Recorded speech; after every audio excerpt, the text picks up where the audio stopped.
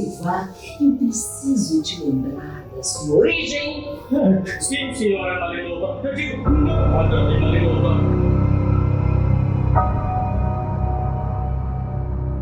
O Casarão da Rua Malinova é um roteiro que foi desdobrado aí de uma dramaturgia, de uma peça teatral. Então, primeiro ele surge como um espetáculo teatral, e aí, num segundo momento, eu penso em trazer aí para o audiovisual, né? Então, para mim, houve uma certa dificuldade. Eu sou um cara que gosta muito da palavra, muito do bate-papo, né? Então, claro, o cinema você tem que cortar muito texto, trabalhar muito com a imagem. Então, eu passei por essa fase de sacrifício aí, no sentido de adaptar de uma linguagem para outra, né? Mas eu penso que a gente conseguiu cumprir enfim, conseguimos alcançar um resultado legal, assim, né, a partir das nossas diárias. Não é o mesmo resultado, né? O espetáculo teatral é uma coisa e o filme é outra, totalmente, né? Então, claro, né? São as mesmas personagens, é a partir daquele conflito, mas o cinema nos permite brincar com outras ferramentas, com outras estéticas que o teatro não permite. Então, a partir daí, a gente chega num lugar novo, com uma equipe nova, e isso foi muito bacana. Ação!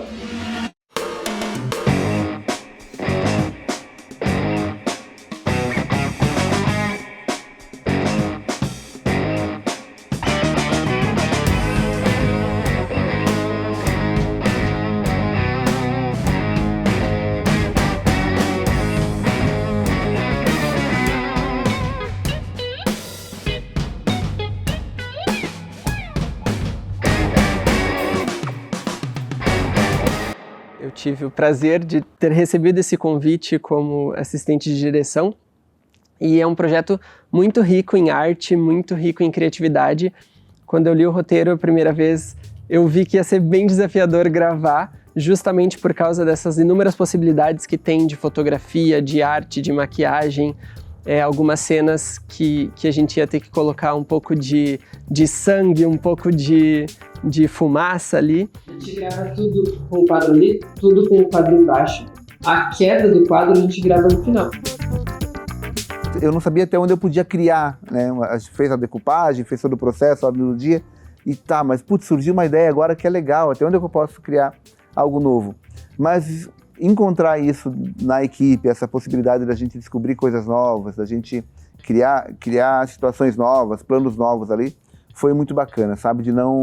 Eu acho que isso foi legal de não ver um processo engessado, né?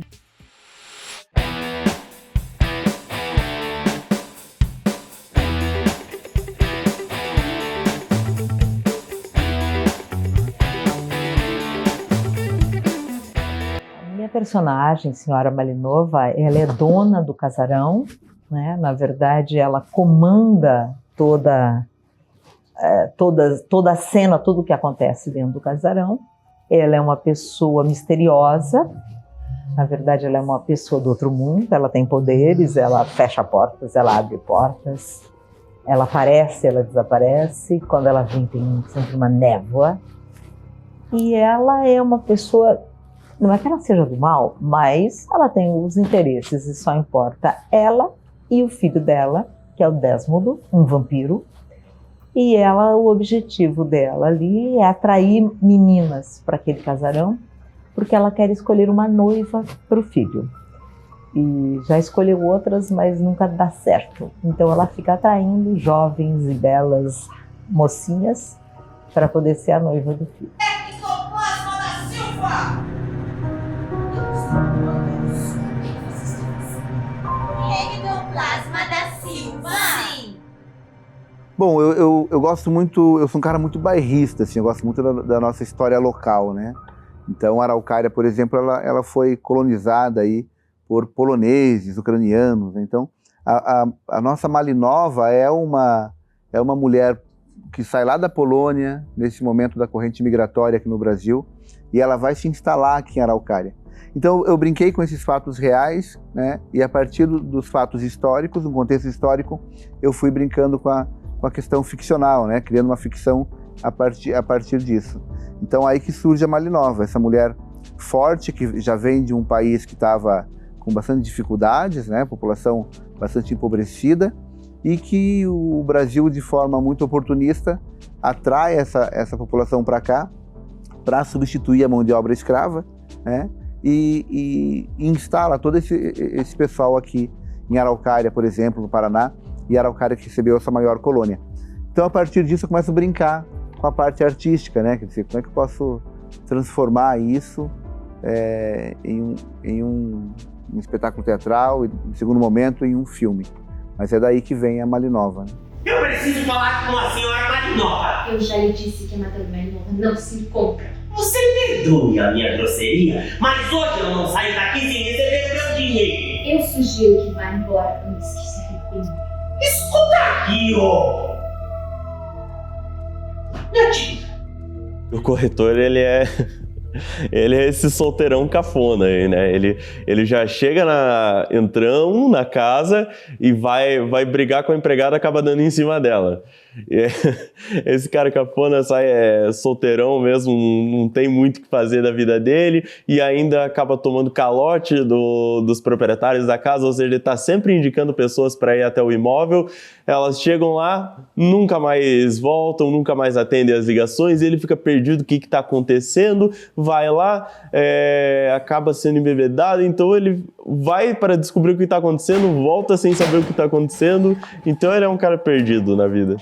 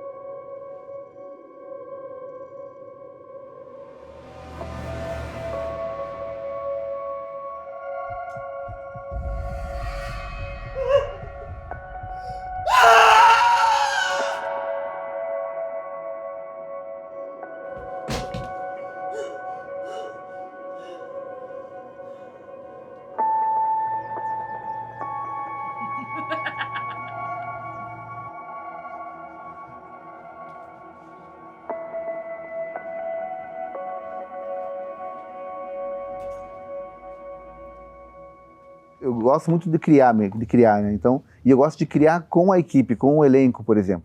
Eu sou um diretor que gosto muito que o ator contribua no sentido da proposta, né? Como que a gente pode... Eu te dou um texto e agora o texto é teu, né? Pertence ao ator. Agora, a partir dali, vamos criar um novo resultado. Bem que Mortélia queria casar-se com o príncipe dela. Mas a Bob morreu antes de conhecer. Foi resgatada das sombras pela Madame Malinova. A Mortélia é uma bruxa serviçal, assistente da Malinova. Ela era uma bruxa muito jovem e acabou morrendo antes de poder concluir seu ciclo, então ela ficou presa num espírito e foi a Malinova que salvou ela do mundo das sombras. Energúmeno, você não pode falar em força de expressão? O que eu pude trazer de experiência para essa personagem é que, ao mesmo tempo que ela é uma personagem caricata, porque ela é uma bruxa fantasma, ela também é um ser humano. Então eu tentei misturar essas duas características, tanto o olhar, o jeito de andar, que é mais duro, que é característico do teatro, digamos, para ficar mais explícito, que é uma pessoa morta e que ela é uma bruxa, que ela tem esse corpo diferente. Ao mesmo tempo eu trouxe um tom de fala mais normal, ela não tem movimentos exagerados, nada disso, para trazer essa humanidade, que é o que o audiovisual pede, né, da gente, assim, na câmera. Isso tudo tá muito confuso. Mas uma de vocês falou alguma coisa sobre aceitar morrer pra ser uma candidata.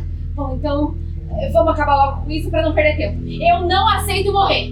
A Carla é uma menina, assim, muito ousada, sabe? Eu acho que ela é jovem, ela quer explorar o mundo, ela não tem muita coisa a perder, porque ela vem de outra cidade, então ela tá querendo descobrir tudo e ela tá nessa, sabe? Vou me jogar e é isso aí, o que tiver nessa casa é lucro. Mas aí ela vai percebendo que, né, as coisas começam a ficar meio estranhas. E daí ela é a última das amigas que cede, assim, né? Até então ela tá, não, a gente vai morar nessa casa, é esse povo doido que sai daqui. Mas aí tem um momento que ela também começa a entrar nessa vibe e tal. Mas acho que de começo ela é isso, assim, ela é a amiga que tá incentivando as amigas a irem, não, vamos lá pra casa, vamos lá, vamos ver o que tem, a gente não tem nada a perder. Então eu acho que ela é mais corajosa, assim, das três, sabe? Ela é a amiga que incentivou essa loucura toda a acontecer.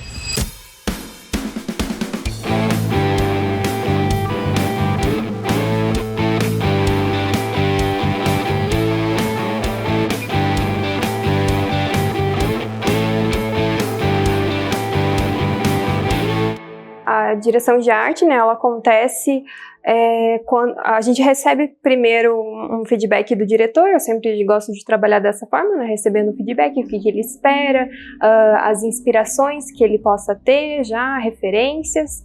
E com isso eu formo um documento com todas essas referências e já colocando algumas coisas. A gente pode fazer uma arte assim, como eu tinha comentado com ele, uma arte mais vintage, né, inspiração dos anos 30, até com uma referência bem forte também de séries como Wandinha, Família Addams.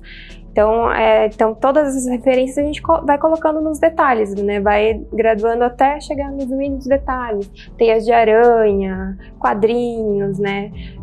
Objetos de cena como o telefone antigo. Então tudo vai, né, se adequando a essa ideia geral que ele passou e daí a gente transforma na realidade. Eu me servi de pessoas muito organizadas e isso é muito positivo, né? Então a Lu também trouxe toda essa visão criativa, obviamente, para o nosso trabalho, mas também de organização em relação a figurino, em relação à própria arte. Então eu consigo dialogar bem com ela sobre a minha ideia e a partir da minha ideia ela consegue brincar com aquilo. A Lu eu conheci num espetáculo teatral onde ela veio fazer, onde ela assumiu o figurino para mim, e ali também foi né, amor à primeira vista, porque valorizou todo o nosso processo, né, a questão de fato de organizar o elenco, de você saber, eram muitas trocas de figurino naquele espetáculo e ela conseguia resolver tudo isso com muita tranquilidade. Uma pessoa extremamente calma, serena, que traz uma leveza para o set, que traz uma tranquilidade para as resoluções, né, para as definições, super acolhedora da proposta, né, enfim, então uma baita profissional aí que só enriqueceu o nosso trabalho. Para mim foi um orgulho de trabalhar e sempre gostei dele. Admiro muito os textos, né, que ele produz, é muito criativo. Então sempre dá certo essa nossa união de trabalho.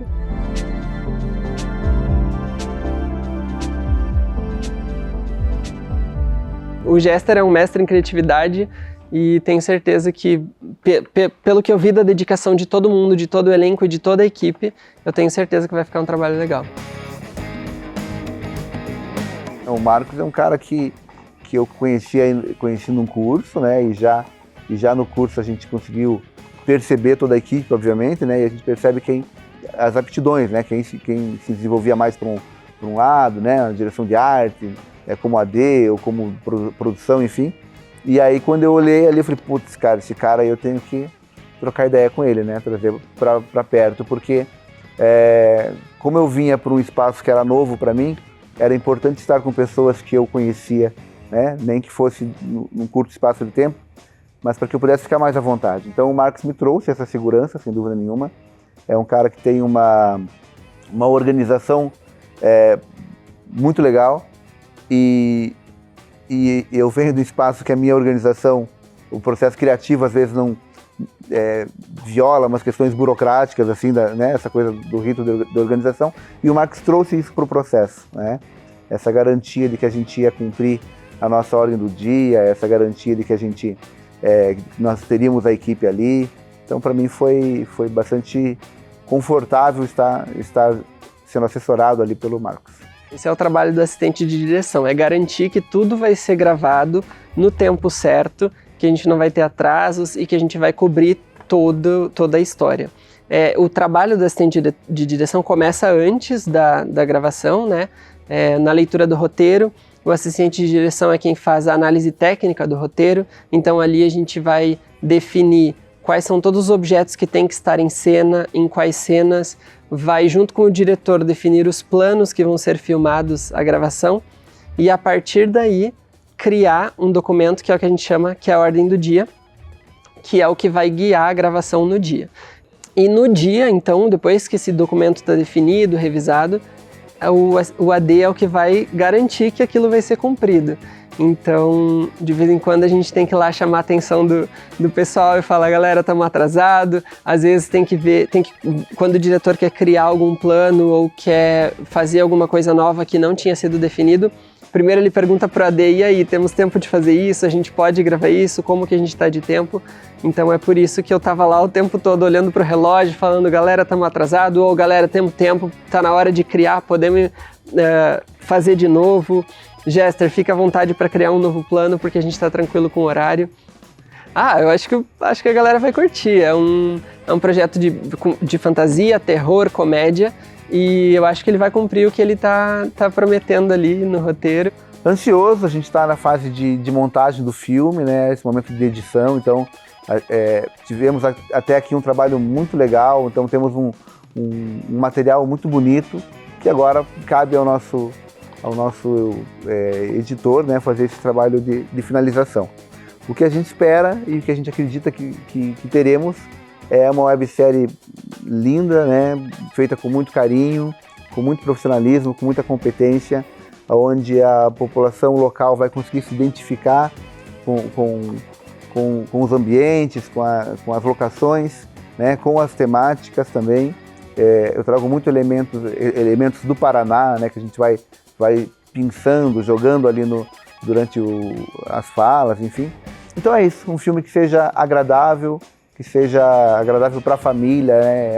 É uma fantasia, é um terror cômico, então a ideia é brincar e para além da brincadeira, a gente valorizar a nossa história, né?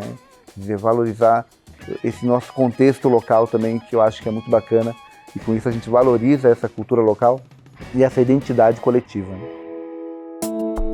É importante falar que o Casarão da Rua Malinova é um projeto feito com recursos da Lei Paulo Gustavo, política pública, política cultural, a importância da política pública voltada para a cultura, para que a gente possa fomentar a arte em todas as suas linguagens, né? Fomentar essa indústria riquíssima que é o audiovisual, que é o cinema, e despertar os nossos talentos que estão dispersos e muitas vezes adormecidos por aí. Então, que a gente possa sim acessar esses recursos para cada dia mais mostrar que há muito potencial artístico na nossa região, tanto em Araucária, Curitiba, Paraná, de modo geral, né, Brasil, e valorizar o nosso cinema nacional, né, porque é isso. Tivemos esse reforço sempre pelos nossos professores, né, que não há como não gostar do cinema nacional, porque nós produzimos justamente cinema brasileiro. Então é isso, que a galera cada dia mais consuma a arte local, consuma os filmes locais para que a indústria se fortaleça. O cinema educa e informa, traz compreensão e entendimento à sociedade, podendo melhorar e transformar a vida dos seus espectadores e realizadores. Cinema é arte, cinema é preservação da história. Cinema é a construção de um futuro melhor para todos nós. Utilizar e preservar esta casa é honrar a memória dos que aqui viveram e educaram. Professor Zdzisław Zawadzki, Josefa Zawadzki e o poeta Tadeu Milan Grzebczyk. Obrigado a todos.